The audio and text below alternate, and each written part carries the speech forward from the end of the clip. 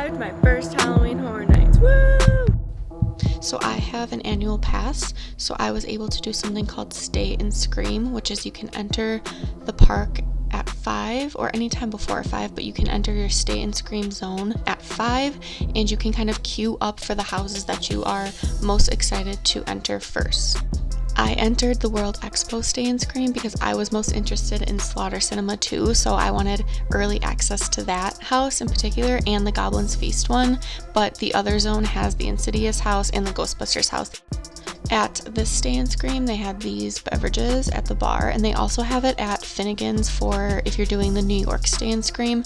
This one had these drinks. You can just chill out on the patio if you want, or you can start queuing up for the two houses that open at 5:45, Eternal Bloodlines or Goblin's Feast. I decided to queue up, and this was at about 5 o'clock, so I had about a 45-minute wait until the houses opened. So to get there, you have to walk on this path kind of like adjacent to the London section, and that is where the queue is, and it looks like this. I was standing there for about 45 minutes before we all started kind of slowly walking forward, and at this point we got to pick if we wanted to either go to Goblin's Feast or the Eternal Bloodlines, and I picked Goblin's Feast. This Stay and Scream opportunity is available to anyone with an annual pass, a day ticket to Universal Studios, or you can add it on to your HHN ticket for an added price. So I really enjoyed the Goblin's Feast house. I know a lot of people were saying it was the worst one.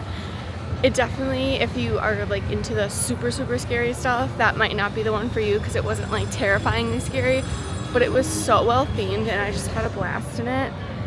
It was like, I was saying it was like Renaissance Fair meets horror movie, and the music and the theming, it was just really fun, and I just had a really good time. So if you like folklore type stuff, Renaissance Fair type stuff, you would probably really like that house. Alright, I'm headed to the Slaughter Cinema house right now. Those are the two houses I most wanted to try. So I'm headed there now, and I will let you know what I think of it.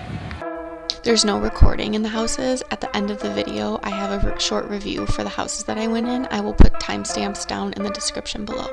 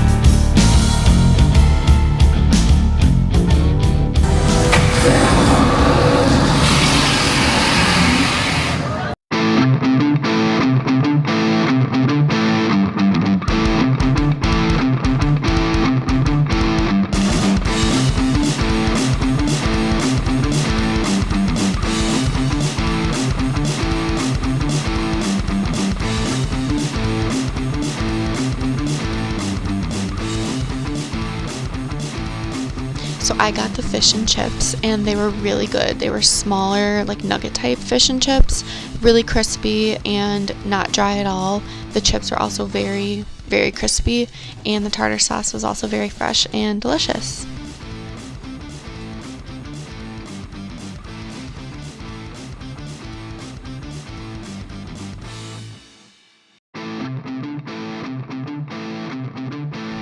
And then I also got the twisted taters that I've been wanting to get for years now. I got the sour cream and chive flavored, and they were really, really, really good. They were more soft than I expected. I thought they were going to be more like potato chips, but they were more like thin fries, so a little bit softer. There was plenty of seasoning on them. They were delicious. I ate the whole thing.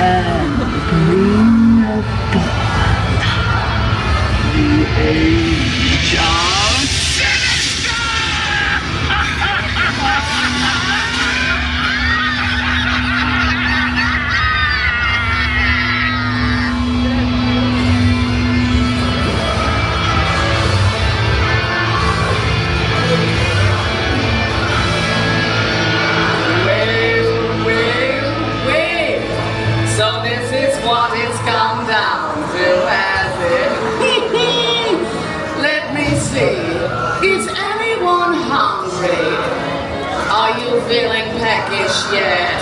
I'm absolutely famished. I know what I'm in the mood for.